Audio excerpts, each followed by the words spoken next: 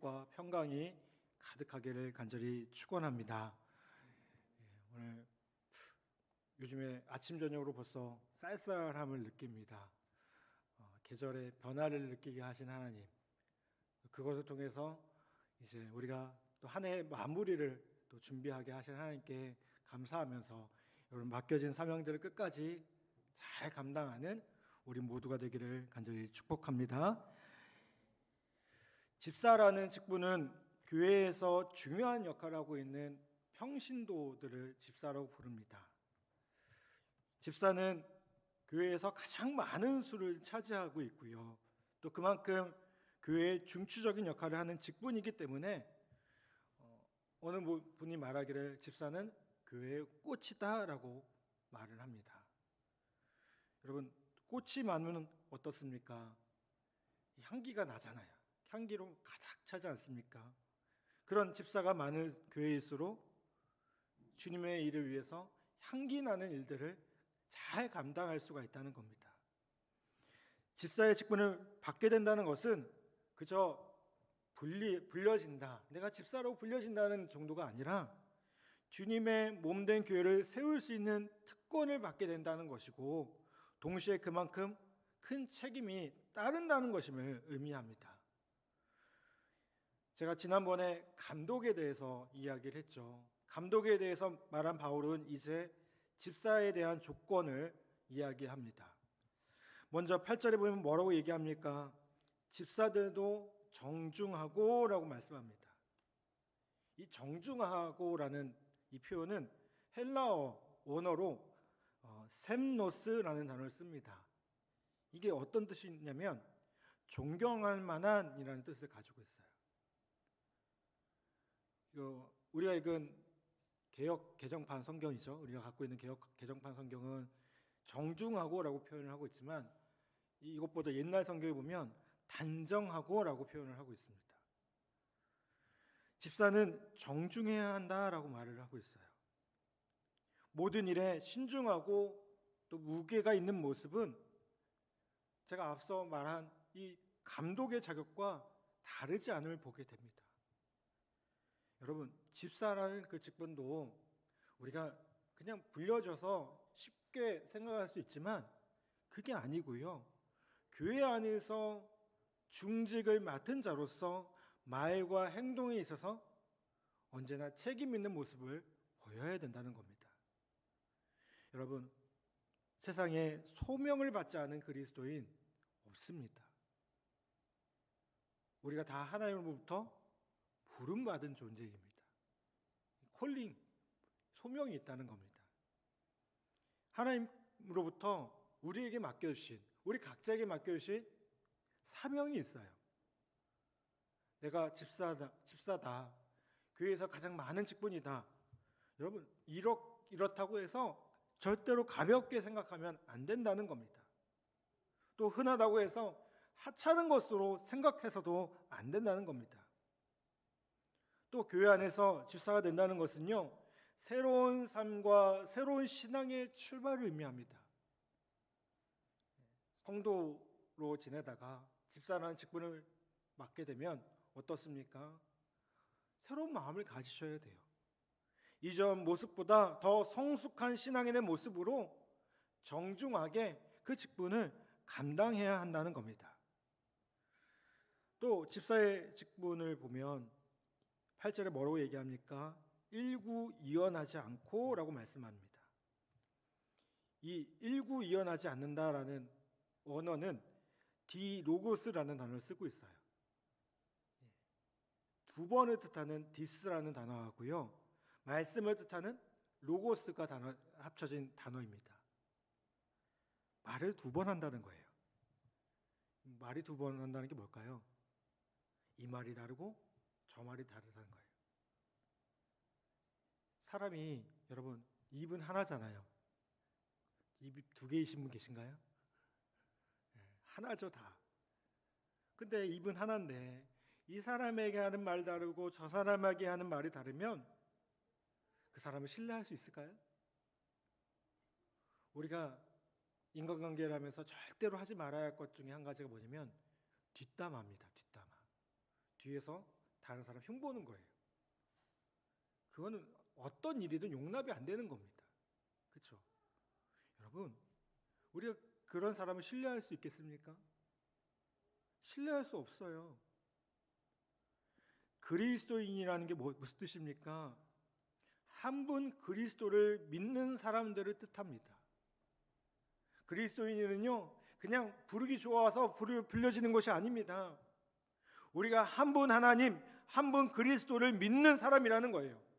그런데 그런 사람이 세상에서 하는 모습 다르고 교회에서의 모습이 다르다면 그 분명히 잘못됐다는 거예요. 여러분, 우리는 어떤 존재예요? 늘 하나님 앞에 있는 존재예요. 코람데오예요. 코람데오. 우리가 예배 때, 여러분, 예배 때만 하나님 앞에 있는 게 아닙니다. 우리의 삶의 자리에서도 하나님 앞에 있어요. 우리가 자녀를 양육할 때 자녀가 다 내 뜻대로 되지 않죠. 나도 모르게 속에서 불이 날 때가 있잖아요. 저도 이렇게 자녀를 키우다 보니까요, 가끔씩 한 번씩 이렇게 불이 날 때가 있더라고요, 속에서. 근데 그때도 우리는 누구 앞에 있어요? 하나님 앞에 있어요. 하나님 앞에 있어요. 우리가 근무지에서 그 근무를 할 때 다 내 마음에 드는 부하들만 있습니까? 그렇지 않아요. 그렇죠? 요즘에 이렇게 부하들을 다루기 어렵다라는 얘기를 참 많이 합니다. 간부들 요즘에 많이 힘들다고 얘기를 해요. 네, 제가 대답했어요. 네, 그래요. 근데 여러분, 그런 상황인데 이게 그들 앞에 있을 때도 우리는 어떤 사람이에요? 하나님 앞에 있는 거예요. 하나님 앞에 있는 거예요. 여러분, 실제로 다른 모습을 가진 사람들이 너무나도 많이 보여요. 그래서 교회가 성숙하지 못하고 세상에 잘못된 버릇들이 교회 안에서 나타나고요, 때로는 교회의 문제를 가지고 세상의 재판관에게 재판을 받는 그런 모습도 있음을 보게 됩니다. 안타까운 모습이죠. 여러분, 목사든 장로든 권사든 집사든 다 어떻게 해야 돼요? 자기의 말에 책임질 수 있어야 돼요. 일구이연하면 안 됩니다. 우리가 그 부분을 다시 한번 기억하기를 간절히 바랍니다. 또 8절에 보면 뭐라고 얘기합니까? 술에 임박히지 아니하고. 이 말을 듣고서 이제 술 마셔도 되는구나, 임박히지 말라고 하니까 어느 정도는 되는구나, 이렇게 착각하시면 절대 안 돼요. 여러분, 임박히다는 것은요, 술에 전념하고 술을 지지하고 술을 탐닉하는 것을 말합니다. 헬라어 원문에서는 그냥 술이 아니라 많은 술이라고 기록하고 있습니다. 바울이 볼 때 에베소 사람들이나 에베소 교회를 위협하는 거짓 교사들이 얼마나 많은 술을 마셨으면 많은 술에 빠지지 말라고 말하고 있겠습니까?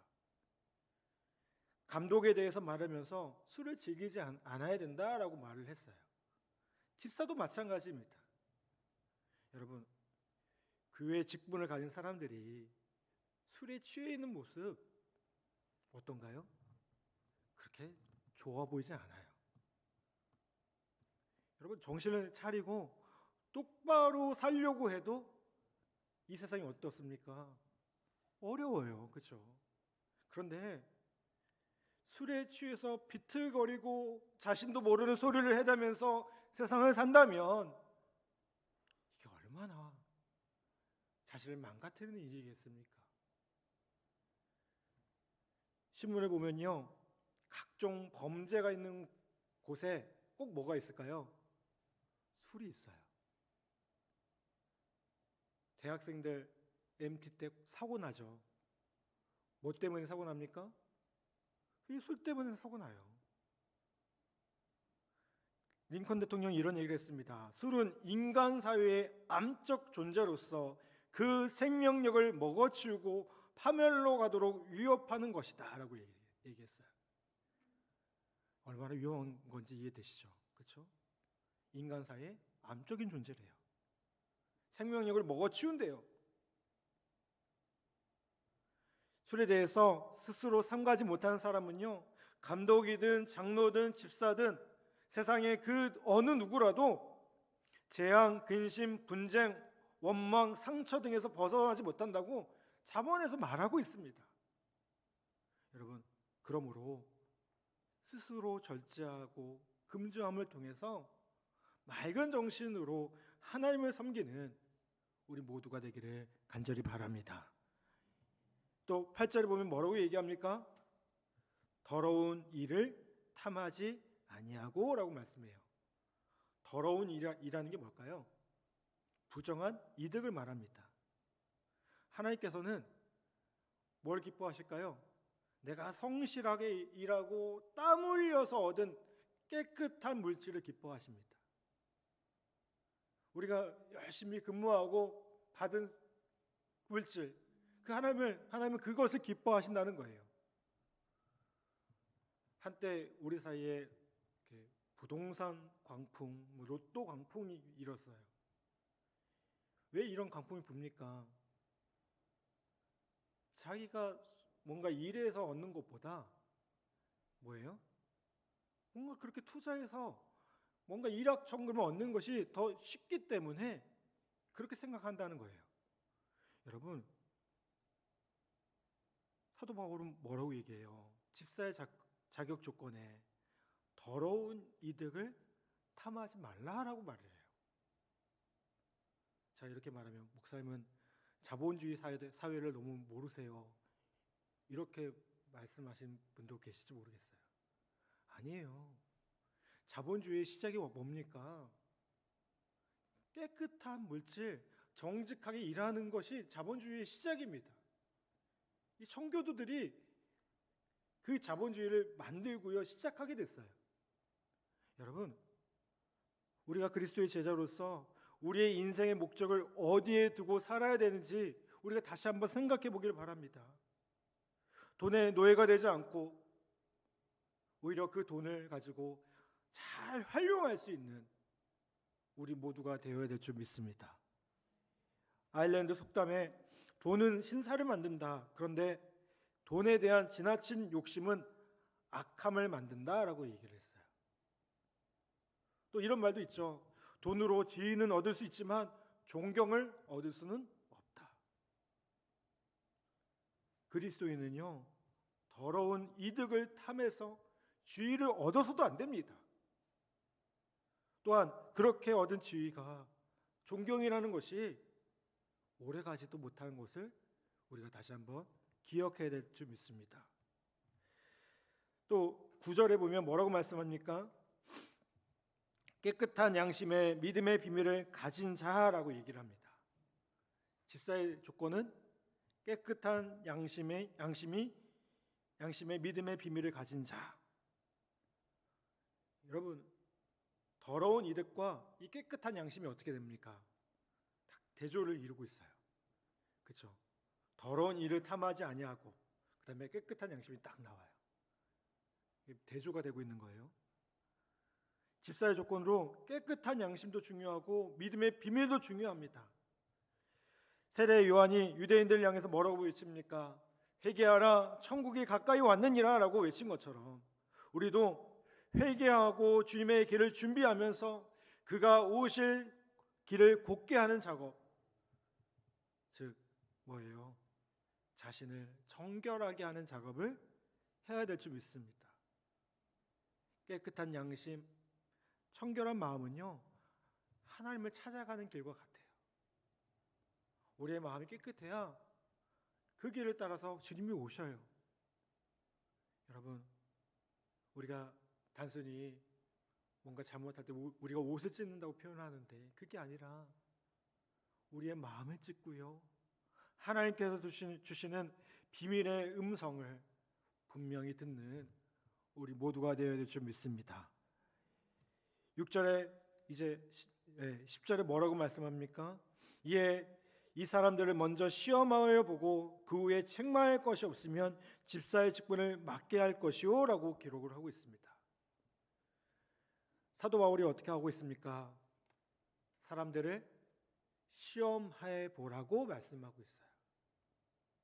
시험해 보라. 집사가 될 만한 사람인지 검증해 보라는 거예요. 작년 이맘때 우리 교회 안수 집사님들, 권사님들을 세웠습니다. 그분들한테 이것저것 이렇게 준비를 많이 시켜서 시험도 봤어요. 제가 봐도 그 시험은 어려워 보이더라고요. 그 시험들 다 통과하셨어요. 근데 왜 그걸 해야 됩니까? 성경에 나와 있어요.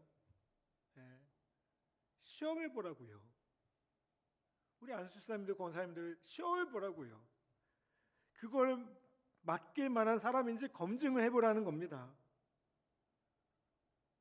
물론 완벽할 수 없죠. 온전할 수 없습니다. 털어서 먼지 안 나는 사람 없습니다. 다 부족합니다. 그렇지만 다시 한번 내게 주신 직분이 어떤 것인지를 기억하고 그것을 소중히 여기고 책망받지 않도록 노력한다면 여러분 그 직분을 맡고 감당하는 사람들에게 하나님께서 은혜와 긍휼을 더하여 주시리라 믿습니다. 여러분 우리는 우리에게 주신 사명이 있습니다. 직분이 있습니다. 이 직분이 남들 위해서 높아지고 그런 것이 절대 아님을 여러분 잘 아실 겁니다. 특히 집사라는 직분은 왜 세워졌습니까? 교회 일을 하기 위해서 세운 겁니다. 그래서 앞서 말한 것처럼 향기 나오는 이 집사들이 많으면 교회가 향기롭게 일을 할 수 있어요. 여러분 우리에게 주신 그 직분의 소중함을 깨닫고 함께 섬기는 우리 모두 되기를 간절히 바랍니다. 우리가 직분은 다 달라도요, 사명은 달라도요, 목적은 같습니다. 그 목적이 뭘까요? 그리스도의 몸인 교회를 세우는 것입니다. 우리가 교회를 세우기 위해 그 일들을 합니다. 우리가 봉사하는 게 다 다릅니다. 그런데 그 다른데요, 왜 합니까? 교회를 세워가기 위해서요. 하나님의 나라를 이 땅 가운데 세워가기 위해서요. 하나님 기뻐하시는 일들을 감당하기 위해서요.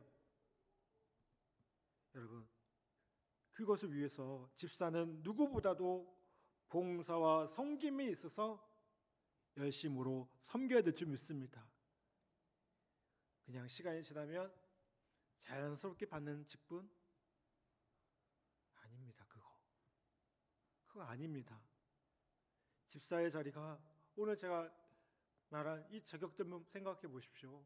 얼마나 부담스러운 자리입니까? 언행의 존중함도 있어야 됩니다. 책망할 것이 없는 사람에게 주어져야 됩니다. 깨끗한 양심도 가져야 됩니다. 저는 이 집사의 조건을 보면서 이게 오히려 장로라는 직분보다, 감독이라는 직분보다 더 부담스러운 자리구나라는 생각도 하게 돼요. 여러분 그렇지만 그런 자리가 바로 축복의 자리라는 사실을 우리가 다시 한번 기억하기를 간절히 바랍니다. 다시 한번 우리 각자에게 주신 그 직분의 소중함을 깨닫고요, 그 직분에 합당하게 부족함 없이 함께 섬기는 우리 귀한 성도들과 교우들 되기를 간절히 바랍니다. 다시 한번 하나님의 나라 위해서 귀한 직분을 통해 주님께 영광 돌리는 우리 복된 성도들과 교우들 되기를 간절히 축복합니다. 이 시간 우리 말씀을 기억하며 우리 함께